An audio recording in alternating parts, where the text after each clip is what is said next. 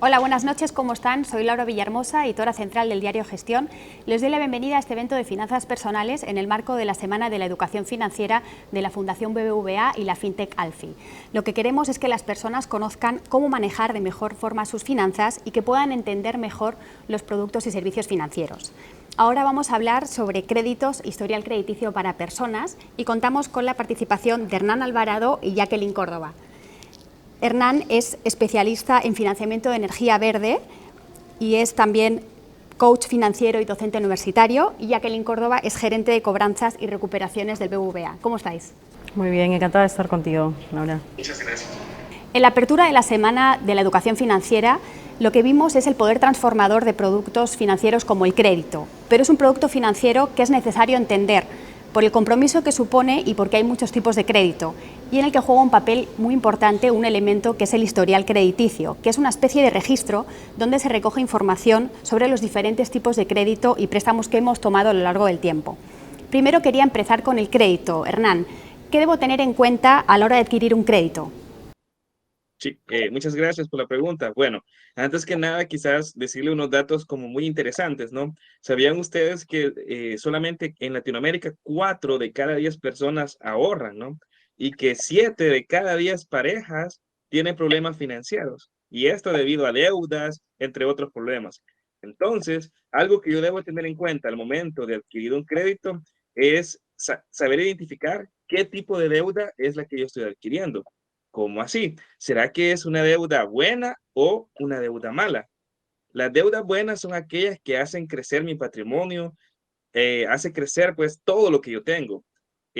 Cuando me refiero a que hace crecer mi patrimonio, quiere decir es que posiblemente yo no tengo un negocio y ahora sí tengo un negocio, posiblemente no tenía una casa y ahora sí tengo una casa, y así, ¿no? O sea, las deudas buenas hacen crecer mi dinero, ¿sí? Mientras que las deudas malas son aquellas que solo me están sacando dinero y que yo al final no tengo nada.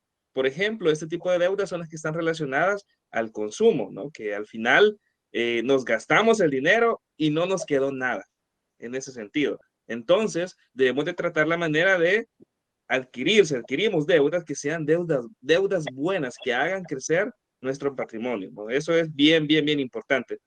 También es importante que conozcamos las características del crédito que nosotros estamos adquiriendo.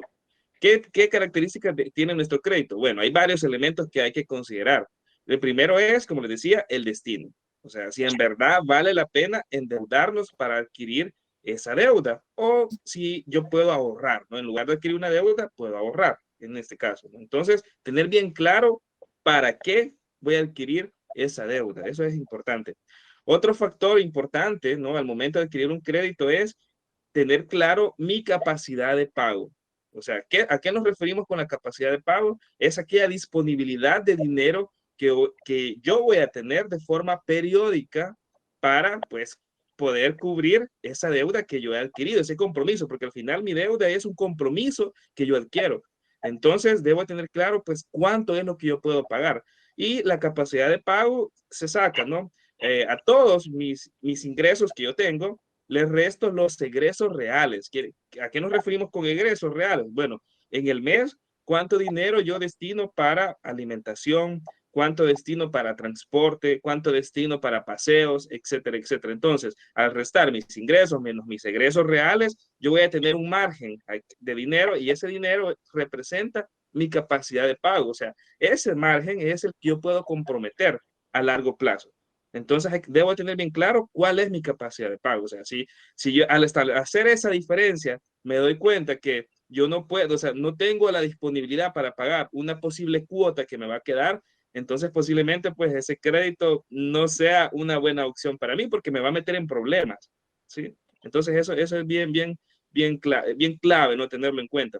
Otro elemento que debo tener en cuenta es la tasa de interés que yo voy a pagar por ese crédito, ¿sí? Y sobre todo la tasa de interés efectiva o el costo anual total, ¿no? Conocido como CAT. Entonces, esto le puedo pedir información a la institución financiera sobre cuál es mi costo total anual que yo voy a pagar por ese crédito, ¿no? Y bueno, pues comparar entre diferentes opciones. Y el último factor que hay que tener en cuenta es las condiciones del crédito. O sea, ¿qué condiciones? ¿Cuánto es lo que yo voy a pagar? por desembolso, por ejemplo, las comisiones, los seguros, las garantías que me piden por ese crédito. Entonces, hay que tener bien claro, ¿no? Antes de firmar un contrato, o sea, todos los elementos, porque hay personas que en la carrera, ¿no? De querer un crédito, de querer solventar su necesidad, omiten esto de revisar al detalle el contrato, ¿no? Y entonces hay que ponerle atención a todo lo que me estoy comprometiendo, sobre todo porque más cuando son deudas, bueno, a 5, 8, 10, 25 años, entonces debo tener bien claro a qué nos estamos comprometiendo. Claro, justo quería preguntarte cómo puedo determinar cuál es el tipo de crédito que más me conviene, quizás en base a las capacidades de pago que tengo y el objetivo que me he fijado. Sí, claro. Bueno, ¿cómo puedo determinar, pues, cuál es la deuda que me conviene? Nosotros siempre aconsejamos que tú debes de comparar entre 2 o 3 opciones, ¿sí? No irme a la primera, como dice, sino que venir, voy a investigo, ¿no? Dependiendo el tipo de deuda que yo quiero adquirir, voy a ir a diferentes instituciones y voy a comparar, ¿ok? Entre esas 3 instituciones. Eso sí, para comparar entre diferentes instituciones, yo lo debo de realizar bajo los mismos criterios, ¿sí? Bajo el mismo tiempo, bajo el mismo monto, ¿sí? Entonces, bajo las mismas, pues, las condiciones, por así decirse. Entonces, voy a venir, voy a hacer un listado, ¿no? Ah, la institución A me ofrece esto y lo otro. La institución B tiene estas condiciones. La institución C tiene estas condiciones. Y ya, haciendo el análisis, ¿no? Yo evalúo cuál de esas 3 instituciones es la que me ofrece la menor tasa de interés efectiva o el menor costo anual total, o CAT, ¿no? Entonces, así hago mi evalúo, ¿no? Usualmente, bueno, hay personas que se van a la primera, como dicen, entonces y terminan pagando costos altísimos por una deuda. Entonces, hay que tener como esa práctica de comparar, así como posiblemente una persona lo hace, ¿no? Cuando va a comprar algo, quiere comprar algo, ¿no? Y que se va a una tienda, va a otra y a la otra, y al final elige la que mejor opción es. Entonces, así debe de ser al momento de elegir un producto financiero. Debo de comparar entre diferentes opciones en el mercado. Claro, para tener un producto financiero es básico el historial crediticio, ¿no? Y ahí quería ver con Jacqueline. ¿Cómo puedo generar un historial crediticio adecuado y qué beneficios me da? Aquí es importante entender qué entendemos por historial crediticio, ¿no? El historial crediticio es el comportamiento de una persona, el nivel de compromiso respecto al pago que tiene. Entonces, es importante saber que las centrales de información recogen este comportamiento para finalmente traducirlos en score, es decir, qué tan buen comportamiento de pagadores tenemos, y esto pues se alimenta o alimenta el historial crediticio que tenemos cada uno de nosotros. Algunos de los puntos importantes para poder cuidar y construir un adecuado nivel o historial crediticio es, por ejemplo, estar al día siempre en nuestros pagos, en los pagos, obligaciones que asumimos, ¿no? Es decir, no tener días de atrasos de los préstamos que finalmente pues tenemos. Hay que cuidar mucho que las fechas de pago sean posterior a la fecha a la que percibimos los ingresos. Es decir, si los bancos en general tienen como que dos fechas de pago, ¿no? Tú puedes decidir entre la primera y la segunda quincena, si es que tú percibes tus ingresos el día 30, o puedes decidir entre la tercera y cuarta semana del mes, si tú percibes tus ingresos en la quincena. Entonces, de esa manera no tienes complicación con tus pagos, no generas un desorden y finalmente pues estás al día siempre en el pago. Otro punto o variable importante es el sobreendeudamiento, ¿no? ¿Qué cosa se entiende como sobreendeudamiento?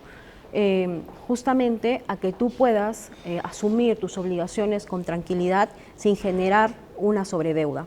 Se recomienda que las cuotas de los préstamos, créditos que tengas tú vigente no superen el 50% de tus ingresos, de tal forma que te permitan pues vivir tranquilamente en lo que resta del mes y poder asumir tus compromisos de pago de manera adecuada, ¿no? Otro punto que generalmente se recomienda dentro de las tarjetas de créditos pues, que tenemos es que en lo posible no utilicemos la disposición de efectivo en caso de emergencias. ¿Por qué va la recomendación? Dado que la tasa que usualmente se tiene para disposiciones de efectivo son mayores a utilizar la misma tarjeta de crédito. Entonces es importante de que sepamos que eso solamente se utiliza en caso de emergencias y no de manera recurrente, porque esto podría perjudicar un historial crediticio. Así como, por ejemplo, y lo conversábamos también, de hacer pagos a la tarjeta, pagos mínimos a las tarjetas de crédito. Esto entendemos que pues la situación dentro de la vía del crédito no es la misma todos los meses y entendemos que pueden haber premuras o pueden haber algunos momentos en los que se necesite, pero no entender que esto sea como un comportamiento habitual ni recurrente, porque esto perjudica nuestro historial crediticio. Entonces, los puntos que te he comentado finalmente te van a llevar a tener un historial crediticio adecuado, y te trae beneficios consigo, como por ejemplo, ser atractivo para otros bancos, ¿no? En general, otros bancos te están llamando, estás accediendo al sistema financiero a préstamos, a créditos, porque justamente eres atractivo, porque tienes un buen historial crediticio. Te permite también acceder a buenas tasas, a buenos precios dentro de los préstamos que otorgan las distintas entidades financieras. Hay que entender que a mayor riesgo, pues mayor tasa. La tasa está asociada al perfil de riesgo de cada cliente. Y un punto importante es que ya hoy el historial crediticio no solamente es usado para la banca tradicional, sino para empresas de servicios, como por ejemplo las telefonías. Empresas de telefonía hoy por hoy tienen un score, utilizan información de las centrales de riesgos para poder darte una línea de crédito de telefonía, lo utilizan inmobiliarias, en el sector real estate también se utiliza para poder ver qué buen pagador eres y finalmente poder ver si es que vas a poder optar por la compra de una vivienda.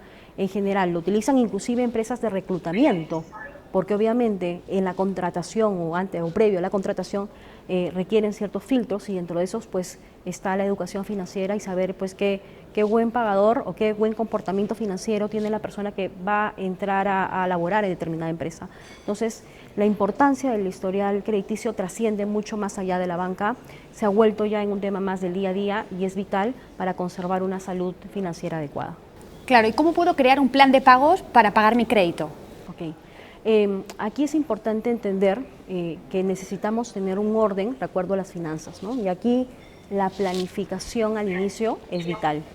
Es importante que tú conozcas muy bien tus ingresos, ¿no? Y cómo están compuestos los mismos. Tú vas a tener ingresos, digamos, por el salario habitual que percibes y también podrías tener ingresos extraordinarios. Es importante que tú conozcas la composición de esos ingresos. Y a la par vas a tener gastos en el mes. Es importante que estos gastos tú los clasifiques de manera ordenada, distribuyas cuánto es para el hogar, cuánto es para educación, cuánto es para las necesidades habituales y obviamente también cuánto se destina para el pago de tus obligaciones crediticias. Es importante que tú hagas un listado de las deudas que tienes y podrías hacerlo de distintas maneras, pero voy a hablar de dos específicamente. Podrías listar todas tus deudas de menor a mayor o podrías también organizarlas y distribuirlas por grado de prioridad. A lo mejor para algunos la educación debe ir en primer orden y esta es la prelación. Entonces, ¿qué hacemos con esto? Lo importante es que cuando nosotros conocemos el nivel de ingresos y el nivel de gastos, podemos entrar al detalle del nivel de gastos y podemos llegar a entender que hay gastos que no son necesarios recurrir todos los meses y podemos prescindir de los mismos. Esto hace que se genere una cultura de ahorro, porque si tú logras disminuir en 10% los gastos habituales, pues ese 10% lo destinas a ahorro. Este ahorro te sirve como imprevistos, toda persona debería tener un nivel de ahorro para asumir algunos gastos imprevistos o para poder pagar antes de tiempo una obligación, con lo cual pues reduces muchos intereses financieros también. ¿Y cómo lo destinas? Lo destinas justamente tomando en cuenta la prelación de tus deudas. Recordábamos que hablábamos del primer punto de la prelación, que podría ser educación o por una deuda menor, pues destinamos las cuotas correspondientes a las deudas y, ¿por qué no, este 10% de ahorro que generamos? Con esto hacemos un prepago, una amortización anticipada, un prepago del préstamo, nos vamos liberando un poco de deudas porque muchas veces pues llegamos a tener hasta 2 o 3 deudas en paralelo y de esa manera generamos una buena cultura de pago, ¿no? Conservamos un buen historial crediticio y al mismo tiempo asumimos todas las obligaciones en el tiempo. Es importante entender que todo el conocimiento de ingresos, egresos, gastos, ahorros, cómo los distribuyo, cómo esto llego a entrar en el detalle de cada una de mis deudas, por ejemplo, ¿no? y hago un ejemplo sencillo.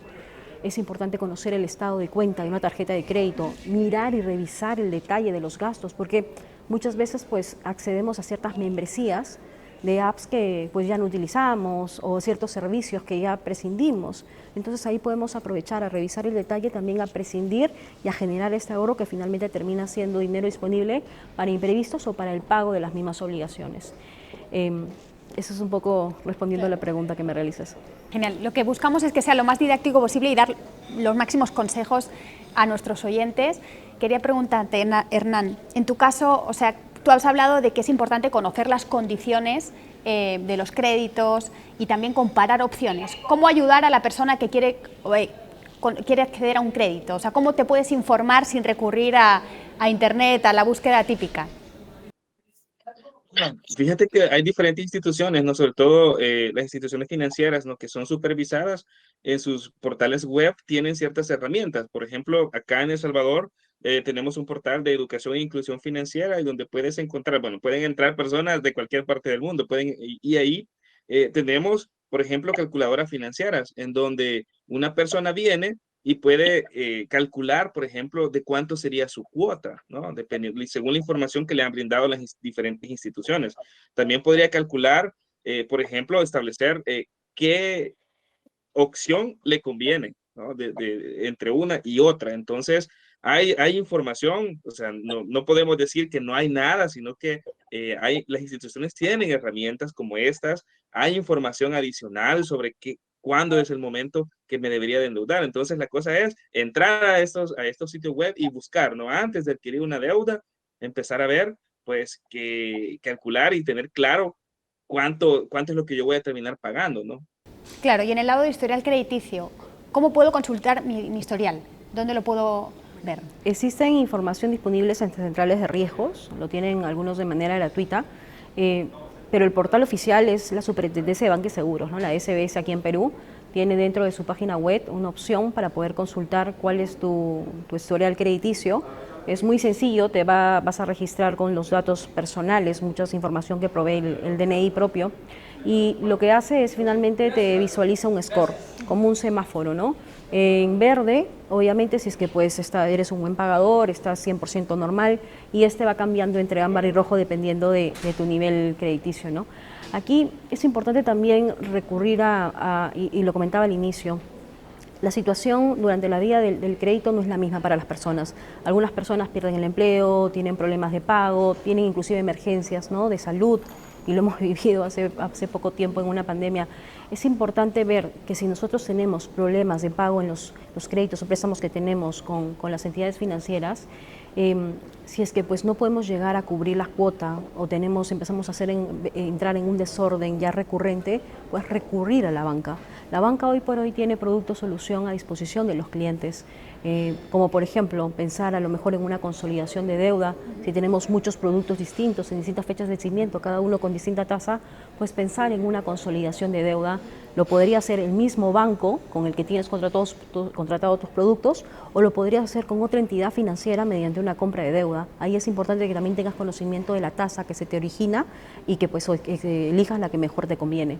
Y el segundo punto, si es que por muchos motivos pues ha disminuido fuertemente tu capacidad de generar flujos, pues podríamos optar por una refinanciación.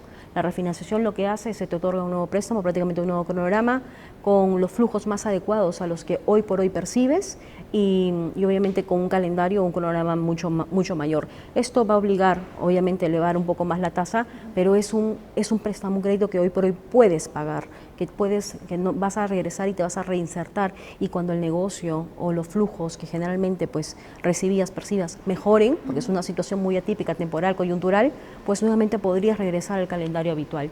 Hoy por hoy hay muchos productos solución a disposición de los clientes, y es importante que en el momento que sientas que no vas a poder afrontar en corto o mediano plazo con tus obligaciones, recurras a la banca para poder justamente tener algún producto solución a medida de acuerdo a tu necesidad.